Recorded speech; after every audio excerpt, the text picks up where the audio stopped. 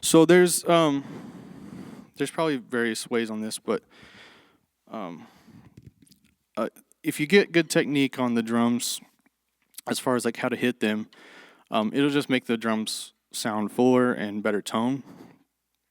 So I really would say that you want to hit in the center of the drum as much as possible. So right smack in the middle. If you hit too much to the side, let me take this moon drill off. You start to get more ring. I don't know if you can hear that.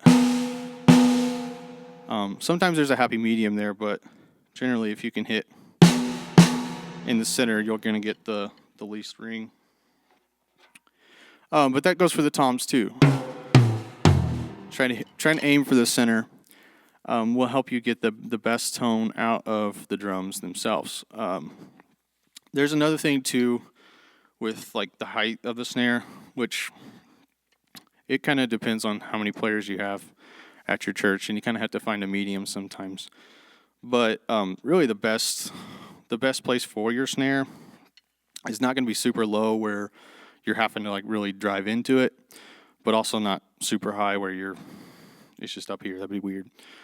So really, it's probably a little low for me right now, but that's okay. So setting your snare height will also just help you naturally get a good tone from the drums. Another thing is how you hold your sticks. I don't know if can you guys see that? Okay.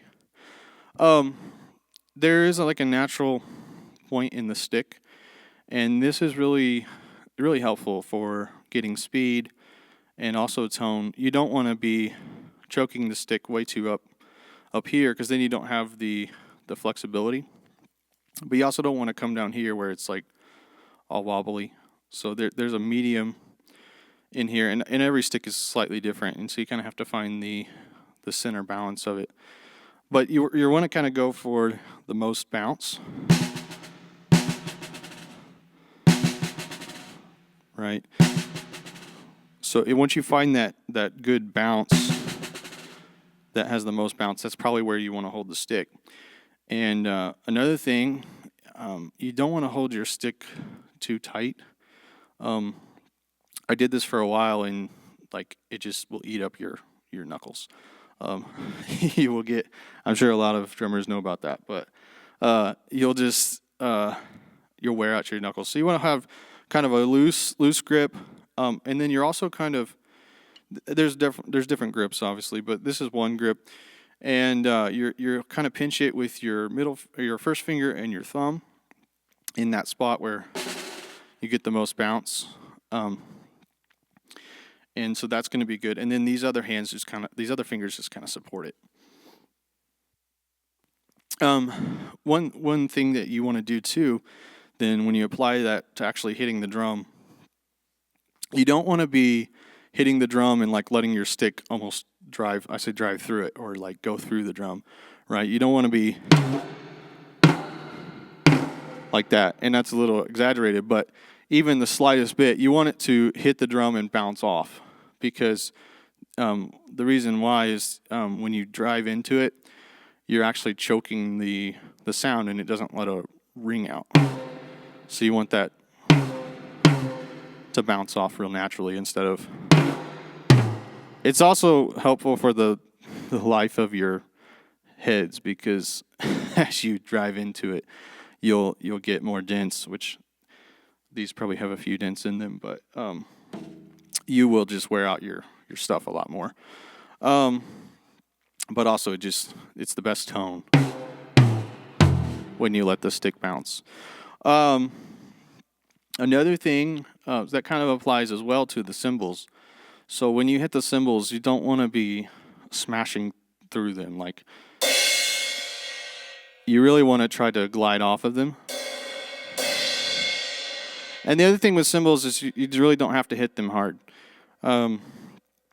I would say for the snare and the toms, like, you can hit them pretty decently hard if you have a cage. If you have not a cage, then probably hit the snare a little lighter. But the thing is with the cymbals, they just really cut through a lot.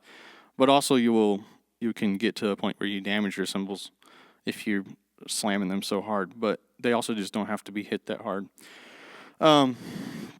But when you go to hit your cymbal, you kind of want to like almost glide off of it, like that. So, right, and then you'll see a lot of wobble. That's really good, and that also will not choke out the cymbal, but also will preserve the lifetime of it.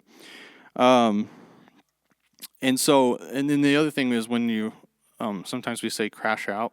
All that just means is like, you're hitting the cymbals like in quarter notes. So, right, that would sort of be a crash out moment. You don't need to hit it. I mean, you don't need to hit it hard. Let me just demonstrate. I'll hit it like 10 times harder than it needs to be. But, it's like, that's what you don't want to do because then you just like the sound guy, if he's just going to turn you off and and it'll be over. But and then he'll never turn you back up. So you don't need to hit that hard. So that brings me to the next